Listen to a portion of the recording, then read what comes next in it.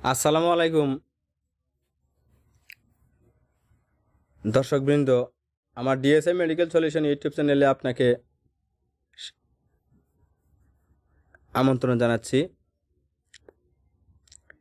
আমার চ্যানেলটি যদি সামান্য উপকারেও আসে, সামান্য কিছু তথ্যবহুল হয়, যদি ভালো লাগে সাবস্ক্রাইব করে রাখতে পারেন। নিয়মিত এই চ্যানেলে বিভিন্ন রোগ ব্যাধি রোগের সঠিক চিকিৎসা ওষুধপত্র নিয়ে ব্যবস্থা সম্পর্কিত আলোচনা করা হয়। চ্যানেলটি সাবস্ক্রাইব করে রাখতে পারেন।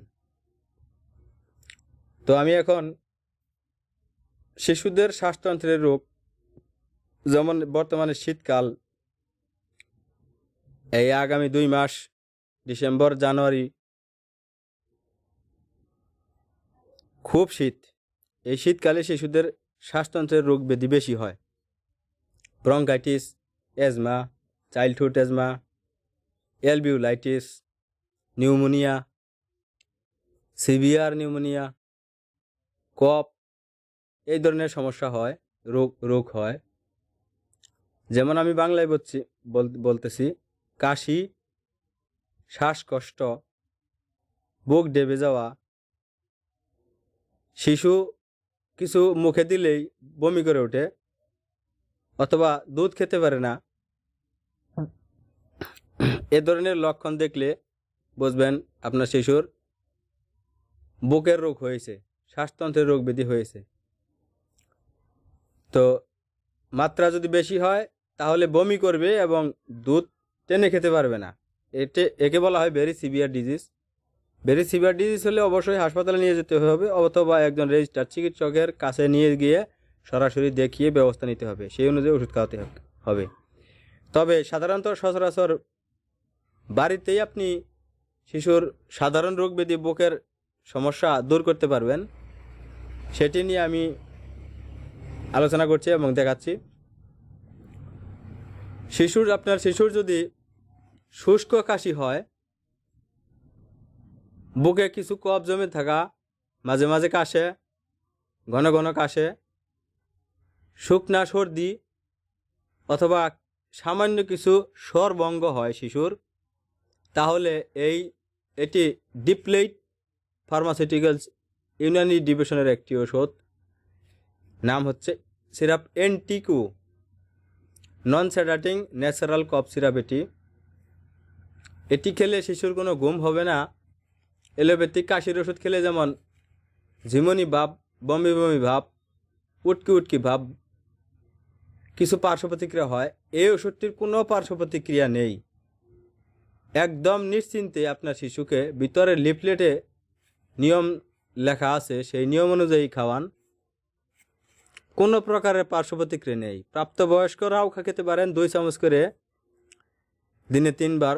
অপ্রাপ্ত বয়স্করা আধা চামচ অথবা আরও ছোট বয়স 6 মাস থেকে 1 বছর বা 2 মাস 3 মাস বয়স হলেও সেই পরিমাণ অনুযায়ী এখানে লেখা আছে আধা চামচের কম দিনে 3 বার খাওয়াতে পারেন। ওষুধটি খাওয়ালে আপনার শিশুর কোনো প্রকারের কোনো পার্শ্ব প্রতিক্রিয়া হবে না, কোনো ক্ষতি নেই। আপনার শিশু যদি ওষুধটি 3 চামচ বা 5 চামচ একবারেও খেয়ে ফেলে এই ওষুধটি, অথবা এই 1 বোতলে একবারও খেয়ে ফেলে, তবুও আপনার শিশুর কোনো ক্ষতি হবে না। আমি নিজেও ওষুধটি একসময় খেয়েছি। যদি কোনো সন্দেহ থাকে আমার এই কথায়, এই ওষুধটি সম্পর্কে, আমার সাথে যোগাযোগ করতে পারেন। ভিডিওর উপরে ডান পাশে আই বাটনে আমার হোয়াটসঅ্যাপ নাম্বার দেওয়া আছে, অথবা ভিডিওর নিচে কমেন্টস করুন, অথবা আমি শেরপুর সদর স্বাস্থ্য বিভাগে কর্মরত আছি, নন্দির বাজার সরকারি হাসপাতাল, সেখানে গিয়ে যোগাযোগ করতে পারেন, আমি সরাসরি বুঝিয়ে দেব।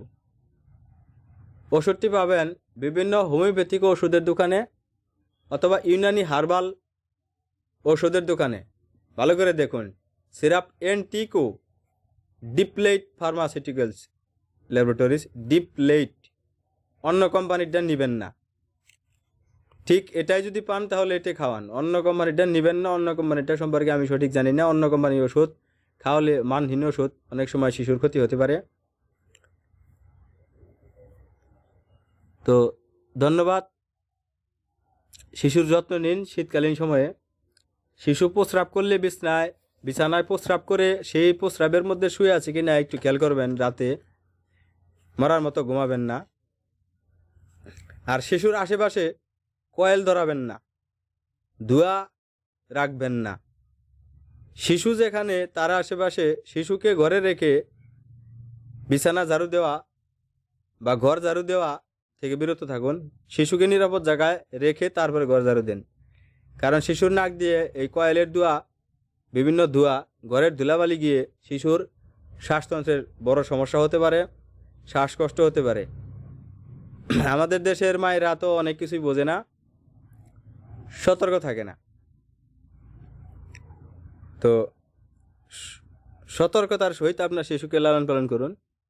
আপনার শিশু দ্রুত বেড়ে উঠবে।